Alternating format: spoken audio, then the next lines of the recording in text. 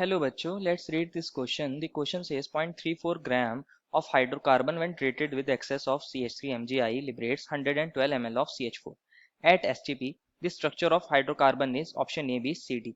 बच्चों हमें यहाँ कहा गया है कि हमारे पास कोई 0.34 ग्राम हाइड्रोकार्बन है और उसकी रिएक्शन हम करा रहे हैं CH3MgI that is Grignard reagent. तो वहाँ हमारा मीथेन गैस फॉर्म हो रही है एट STP। इसकी वॉल्यूम हमें गिवन है और हमसे पूछा गया है हाइड्रोकार्बन का स्ट्रक्चर क्या होगा। तो अगर बच्चों आप चारों ही ऑप्शंस को देखोगे, यहाँ हमारे पास सारे के ऑप्शंस में टर्मिनल एल्काइन है। टर्मिनल एल्काइन मीन्स कि हमारा एल्काइन वाले कार्बन से, ट्रिपल बॉन्डेड कार्बन से एक हाइड्रोजन अटैच है और इसकी रिएक्शन हमें देखनी है ग्रिग्नार्ड रिएजेंट के साथ कैसी होती है। तो यही हमारा की कंसेप्ट होगा। की कंसेप्ट अब समझते हैं कि अगर हमारे पास कोई टर्मिनल एल्काइन है, मैं इसको ऐसे लिख रहा हूँ, ये सी ट्रिपल बॉन्ड सी और ये एच, और यहाँ कोई ग्रुप है जिसको मैं जी से डिनोट कर रहा हूँ, और इसकी रिएक्शन अगर मैं CH3MgI के साथ करा देता हूँ, CH3MgI के साथ, तो बच्चों ये जो CH3MgI है ये हमारा ग्रिग्नार्ड रिएजेंट है और ग्रिग्नार्ड रिएजेंट के अंदर हमारा RMg का बॉन्ड कैसा होता है, पोलर होता है, ये नेगेटिव ये पॉजिटिव, और ये जो होता है CH3 नेगेटिव देगा हमें, और ये एज अ यहाँ न्यूक्लियोफाइल भी काम कर सकता है और बेस भी काम कर सकता है। यहाँ क्योंकि एक हाइड्रोजन है वो ट्रिपल बॉन्डेड कार्बन से अटैच है, ये एक एसिडिक हाइड्रोजन होता है, तो ये एज अ न्यूक्लियोफाइल की जगह एज अ बेस यहाँ अटैक करेगा और इस H प्लस को एब्स्ट्रैक्ट कर लेगा, तो हमारा मेन प्रोडक्ट बन जाएगा CH4, साथ में यहाँ G, C triple bond C, और यहाँ MgX आ जाएगा। यहाँ Mg पे पॉजिटिव और C पर नेगेटिव, ये कंपाउंड बनेगा। मेन कंपाउंड हमारा बन रहा है CH4। क्वेश्चन ने कहा है ये जो हाइड्रोकार्बन है ये कितना दिया है हमें, 0.34 ग्राम, और हमें जो मीथेन रिलीज हो रही है वो बोली गई है 112 ml। तो ये रिएक्शन हमारी बहुत इंपॉर्टेंट है, यही इस क्वेश्चन में हमारा की कंसेप्ट है। अब समझते हैं क्या होगा।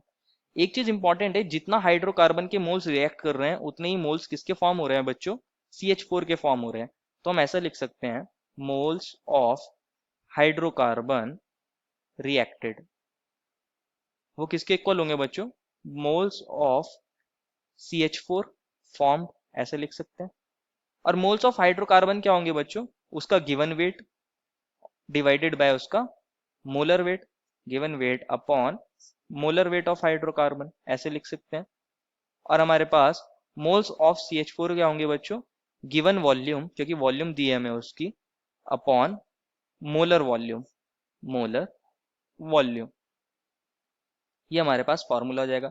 गिवन वेट कितना है हमें हाइड्रोकार्बन का, 0.34 ग्राम्स, और मॉलिक्यूलर वेट को बच्चों में अपनी तरफ से m ग्राम पर मोल कंसिडर कर रहा हूँ, m ग्राम पर मोल। और हमें गिवन वॉल्यूम कितनी है बच्चों CH4 की, 112 ml।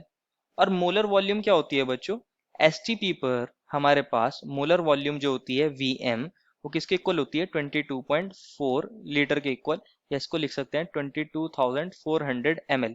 कोई भी 1 मोल आइडियल गैस हमारी 22.4 लीटर वॉल्यूम ऑक्यूपाई करती है, उसको मोलर वॉल्यूम बोलते हैं। तो इसकी जगह यहाँ क्या आ जाएगा, मोलर वॉल्यूम की जगह 22,400 ml, क्योंकि हमें यहाँ दिया गया था मोलर वॉल्यूम, तो ये ml पर मोल हो जाएगा यहाँ पे।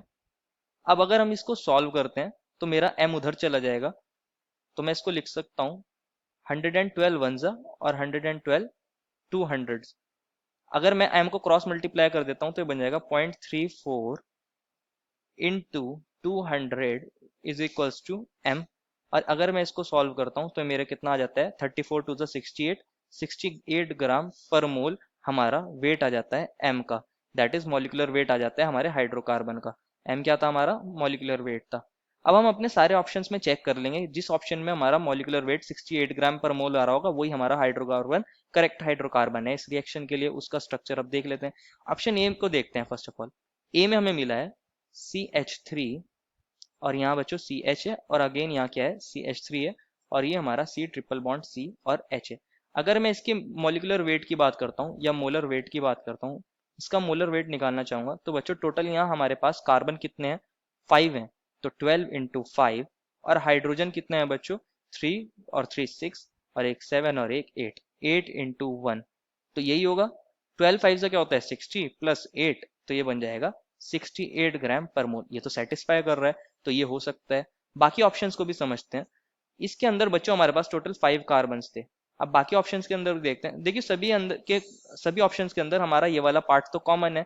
इसके अलावा 3 कार्बन थे तो हमारा वेट आ रहा था मॉलिक्यूलर वेट 68 ग्राम 4। अगर ऑप्शन बी की बात करें तो इसमें तो सिर्फ एक कार्बन है, तो इसका मॉलिक्यूलर वेट तो 68 ग्राम से लेस ही होगा। बात करते हैं ऑप्शन नंबर सी की। सी के अंदर बच्चों 2 कार्बन है, 3 कार्बन नहीं है।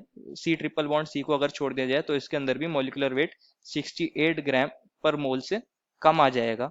और अब अगर बात करते हैं ऑप्शन नंबर डी की, तो ऑप्शन डी के अंदर बच्चों हमारे पास C triple bond C H के अलावा 4 कार्बन है, और 4 कार्बन होने की वजह से इसका वेट जो होगा वो 68 ग्राम पर मोल से ज्यादा आ जाएगा, ग्रेटर हो जाएगा। तो एक ही ऑप्शन सही है, which is option number A.